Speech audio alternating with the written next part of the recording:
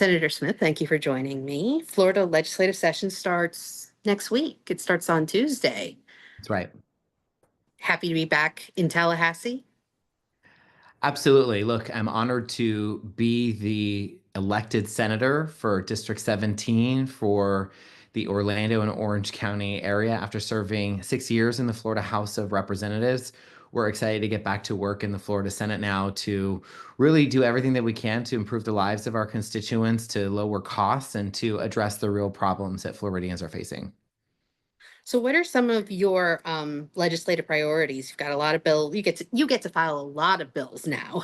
What are some of the bills that you're working on? That's right. Well, there's really a diverse agenda that we've put forward for Senate District 17 that ranges from important reforms to hotel taxes and how we use those taxes locally to support infrastructure related to tourism, all the way to healthcare expansion bills in the form of making sure that we allow for people with disabilities to actually buy into Medicaid services so they don't have to choose between having to work or getting healthcare and disability services because there are income caps there. We also have legislation to cap the price of insulin for those that have private insurance to $35, ranging even to fully funding arts and culture grants across the state of Florida. We know last year, Governor DeSantis unfortunately vetoed cultural and museum grants for so many different organizations, almost 600, including many that are right here in Senate District 17 in Orlando.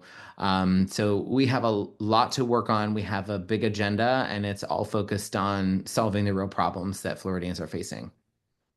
So let's talk about tourist development tax. I see you've got two bills going. One caps the CVB money, the Convention and Visitors Bureau advertising money. The other one kind of expands the tax's use. I don't think a lot of people realize that that money has very limited uses. Talk about why that bill is, why you feel we need to get going on this. Sure. Yeah, absolutely. We've introduced a reform package that basically will modify how tourist development taxes, also known as hotel taxes, are used in Central Florida and around the state. We've got tons of tourists that come to Orlando. We're the number one tourist destination. But what often happens is when tourists are here, they use our water, they use our roads, and also sometimes they commit crimes. So we've introduced legislation that will allow for hotel taxes, also known as bed taxes and TDT, to be used for public safety improvements, to be used for workforce housing for our tourism workers that live here locally, of course, in Central Florida, because there's always a need for affordable housing. And also that sets limits on how much in TDT taxes can be used specifically for the promotion of tourism at the expense of public transit. We have a really biased law in Florida that says in order for even a single penny of hotel taxes to be used for public transit, 40% of the total collections must first go towards tourism advertising. That is a tremendous amount of money. Right now in Orange County, approximately $100 million annually in hotel taxes, taxpayer funds, is given to Visit Orlando for tourism promotion. That actually only represents 30% of TDT collections, which means in order for Orange County to use even a penny of hotel taxes to connect Sunrail to the airport, for example, and promote public transit, which will certainly help tourism, they need to first give Visit Orlando 40% of TDT collections, which is $140 million. That is an objectively absurd amount of resources to give to tourism advertising when we have so many community needs and issues that need to be addressed. So our legislation quite simply gives local counties the flexibility to use hotel taxes to address tourism related community needs like workforce housing, like public safety improvements, and even public transit. Because if we are going to fully realize our tourism potential in Central Florida, we have to be able to find funding sources to connect Sunrail to the airport, to promote mass transit and have the infrastructure we need to support the full expansion of tourism in Central Florida. And that's why we've put this legislative package forward. Do you have a sponsor in the House? We are currently working on potential sponsors for some of this legislation, but what we've already seen is that we already have even some bipartisan interest in some of what we're doing. We know that recently Governor Ron DeSantis has been pushing a Florida Doge, if you will, focused on government efficiency. And what we know is that if we are going to talk about efficiency for government and how taxpayer dollars are being spent, we do need to take a look at how much money is being appropriated to destination marketing organizations like Visit Orlando and others like them across the state. It's why I've also introduced legislation that will require organizations like Visit Orlando to match all public dollars that they have received, taxpayer money basically, with private donations. It is a very common sense approach to efficiency for taxpayer spending. And also, it encourages public private partnerships between local governments and the tourism sector. And it's not an unreasonable standard to say that organizations like Visit Orlando, which receive $100 million on average in taxpayer money from local government every year, to match that public investment with private dollars. We currently require in Florida law for Visit Florida, for example, the statewide tourism marketing agency, we require Visit Florida to match all of their public dollars that they receive from the state with private contributions. Ensuring that that same standard is required of our local destination marketing organizations is going to ensure more government efficiency and that these taxpayer dollars are more effective and impactful and really delivering on some of the key promises that have been made by organizations like Visit Orlando. And you said this is about flexibility. I mean, obviously, not every county is the same, and Orlando is in a very unique position, even That's among right. the tourist counties in the state. Um, I've interviewed Comptroller Phil Diamond about expanding the use of the tourism tax, and his concern has always been that if we rely on the tourism tax for things like transportation or infrastructure, roads, whatever. Um, when there's an economic downturn, we are now losing money on that. What would you say to that? Well, really, what this is meant to do when you're adding additional uses for hotel taxes, basically permitting for local governments to make the decision to invest some of our hotel tax dollars in things like tourism related public transit and public safety, for example, you're really just adding it as an additional funding source, not necessarily the main funding source. What we've seen in the last several months is that local governments in Central Florida have been struggling to come up with the dollars to even initiate a feasibility study on the Sunshine Corridor, which is in theory, this future train and transit system in Central Florida that would connect us even to go as far as to Tampa. Of course, it's going to include Brightline as well, and connecting Sunrail eventually to the Orlando airport and other tourism destinations. And it was so hard for them to find the money even to do the feasibility study. It's important that we look for other funding sources, not as the primary source necessarily for public transit, but as additional and supplemental funding sources as well. And it's important that we take so many of these reforms under consideration in the context of how money is being spent. Right now, Florida law says we can't spend even a single penny of hotel taxes that we collect locally on tourism related public transit. And yet, Visit Orlando, an organization that provides a tremendous service, is able to get $100 million in taxpayer money because sometimes there's not even anywhere else to spend the money on. I think that's wrong. I think it's important for us to make sure that we are able to diversify how these tax dollars are being spent to invest in our local infrastructure that is needed to realize our full tourism potential. And we can do it without raising taxes a single penny. What some other things that you talked about legislatively? I see you have a number of bills for rental assist. You have some rental assistance and some other support services. Or what else are you um, looking to get past this session? We're also actually looking to advocate for people living with disabilities, particularly those who have motorized wheelchairs, with a right to repair bill that we've brought forward that actually will be given its first vote in a Senate committee next week, the first week of session.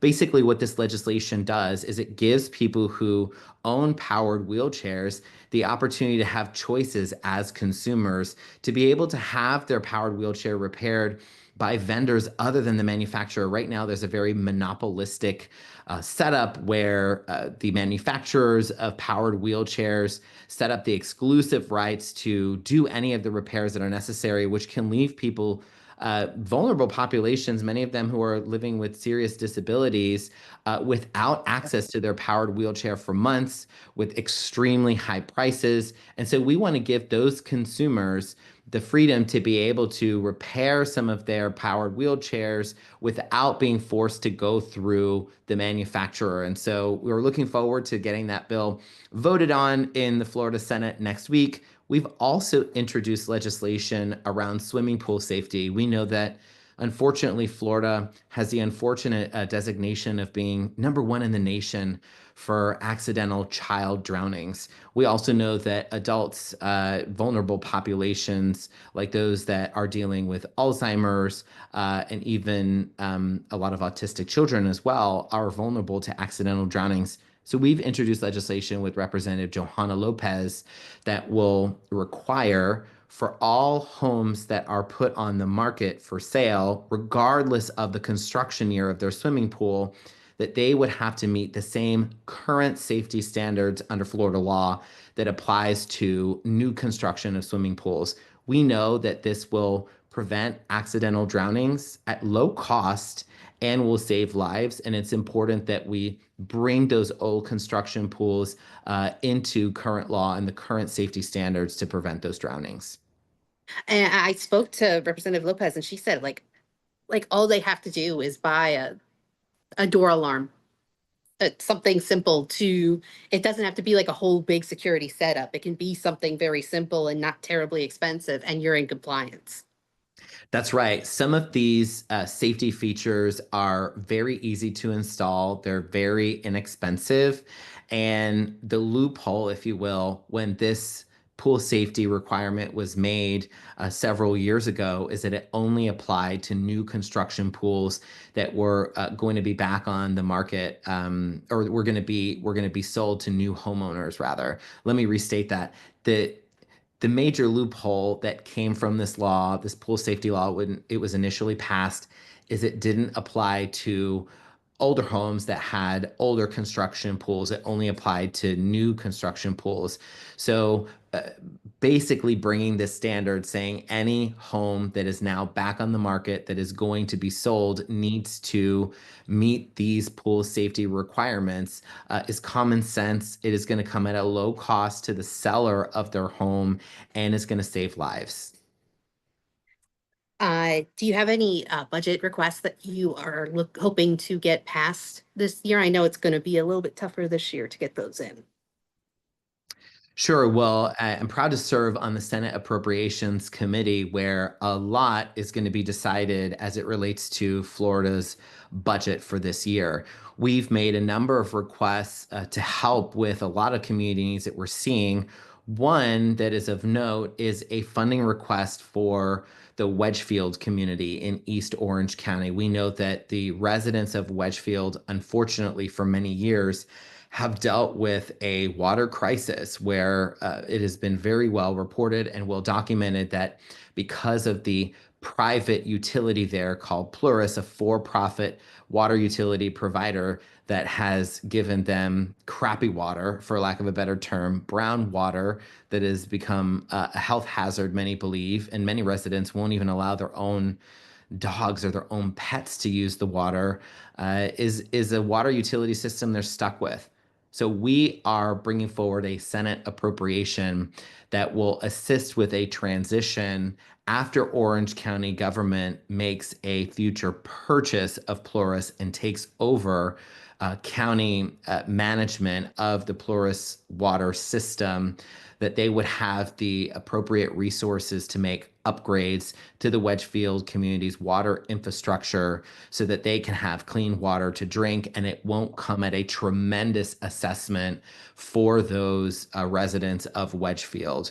We're also bringing forward a modest budget request to help the city of Orlando construct the memorial for the tragedy and shooting at Pulse nightclub. We know that unfortunately, the One Pulse Foundation had to fold recently after they were unable to achieve their mission, disappointedly, in creating the Pulse nightclub memorial. And so now, with the city taking over that project and them moving forward with those concepts very soon, we are asking to have some of that money that was initially given to the One Pulse Foundation that has already been refunded to the state of Florida to be reappropriated back to the city to go towards the construction of the Pulse nightclub memorial. We're also proud to be stepping in to help continue the legacy of the late great Senator Geraldine Thompson and so many of her legislative and budget priorities. One of those budget priorities that Senator Thompson had put forward on behalf of her constituents and her community was a renovation of the Eatonville Police Department. This was an important budget appropriation that Senator Thompson was already starting to get working on before she unfortunately passed away. And so that is one of the budget requests that I'll be making as a senator on behalf of her community and her constituents as well. Speaking of Senator Thompson, I've been told that Democrats have been kind of scrambling to make sure that her bills, any bills that she had planned to sponsor this session, are taken care of. Are you picking up any bills in particular? Absolutely. And I, again, just want to restate how, you know, a devastating loss, how much of a devastating loss the passing of Senator Geraldine Thompson was for our community. She was a civil rights legend. She was an inspiration, was my seatmate when we both served together in the Florida House of Representatives, and she was a dear friend. Unfortunately, she won't be there to be able to advocate for her constituents in this legislative session. And one of the priorities that she had stated before she passed away for this upcoming session was to pass legislation for the creation of the Florida Museum of History in Eatonville, Florida. This, of course, is a really, really important museum project of tremendous cultural significance, not only to the history of Eatonville and the history of our state, but also for African American and Black history in the state of Florida. And so we have been approached and asked to introduce that legislation on behalf of Senator Thompson, her community, and so many others who were in favor of the creation of this Florida Museum of History in Eatonville. And so we'll be advocating for that project as well to ensure that not only this museum is created here in Central Florida and in Eatonville and is easily accessible to so many folks who come to Central Florida, but also to continue the legacy of the late great Senator Geraldine Thompson. Does that have a House sponsor as well? This does have a House sponsor. It is going to be introduced by Orange County State Representative Bruce Antone. Um, when is I know that tomorrow, well, Thursday and Friday are the memorials for her. And so I just really quickly would love to give my condolences to you, because I know that this has been, it was very sudden and very tough for you and your colleagues.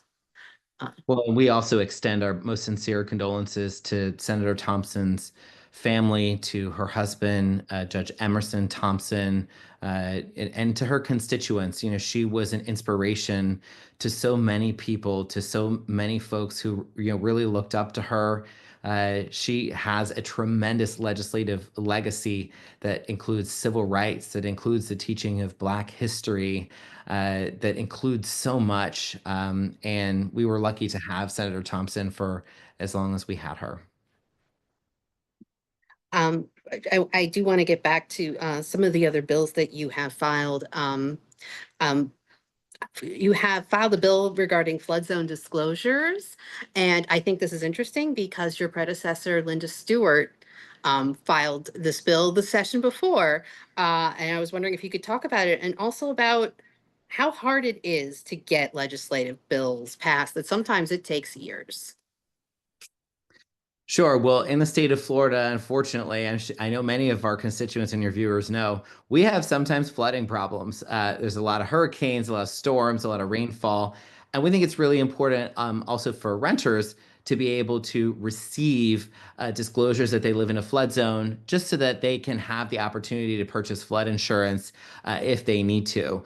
And also to know if they're near flood zones as well, because I have seen so many constituents, both homeowners and renters, who did not live in a flood zone and didn't feel like they needed to buy insurance and were not aware, but were adjacent to a flood zone and unfortunately saw a tremendous amount of flooding after many of the hurricanes that caught them off guard. It was a lesson learned, certainly for a lot of constituents, but I think it's important for people to know, what the situation is, whether it's an apartment they're moving into or a home, so that they can have the opportunity to purchase that flood insurance.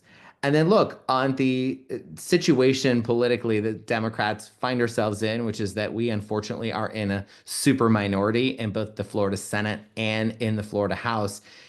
This is really going to underscore the need for bipartisan agreement when we can find it. But also, I'm optimistic about being able to move forward as a Democrat. Many of my legislative priorities in this session, not only because of the relationships that I've built over the years across the aisle and issues that matter, but also because I'm hopeful that the legislature has recently asserted its independence as a branch of government from the executive branch, from the governor's office.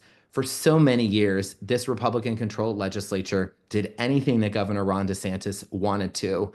Now, what we're seeing is a streak of independence. The legislature is actually growing a backbone and speaking up for itself, and saying that they are going to assert their prerogative as an independent branch of government to put forward the priorities they want to put forward, to even go as far as to use some of the majorities in the Florida House and Senate that would be bipartisan supermajorities to override the governor's budget vetoes if he has them again this upcoming year. That gives me a lot of hope that we will be able to advance some of our Democratic priorities in this session. I have a lot of hope to reinstate some of the funding for the arts and for cultural museums that was vetoed last year by Governor DeSantis. And we already have legislation of mine that I've introduced that is going to be up for a vote in the first week of session. And so I'm optimistic about what we can get done. Yeah, and especially, I mean, it's not just you. I know Republicans too. Like the session is short, and you guys have a lot of bills you have to go through, and it can be very frustrating to get those bills through, even when they're good bills. That's right. That's right. And we have a diverse legislative agenda, but ultimately, at the end of the day, I was elected by my constituents to put people over profits, to solve real problems like soaring costs and soaring property insurance. And yes, to raise my voice in opposition to extreme and bad policies, as often happens in the Florida legislature. I plan on following through on that commitment and that expectation from my constituents. And we've got a lot of work to do in the next 2 months during legislative session. Anything else that you hope to see the legislature do in the next 2 months? I really hope that this legislature does right for people living with disabilities. What we've seen in the state of Florida is that unfortunately, the waiting list for the Agency for Persons with Disabilities services through iBudget waiver Medicaid programs is 22,000 people long. That is not acceptable. It means that many folks with disabilities have waited years. Some have even died before they were able to get access to services. Some didn't get access to the services at all because the legislature has failed to make this a priority. We need to make sure that people with disabilities have the services that they deserve and need to live and work in their communities. And I plan on making that a big priority as well.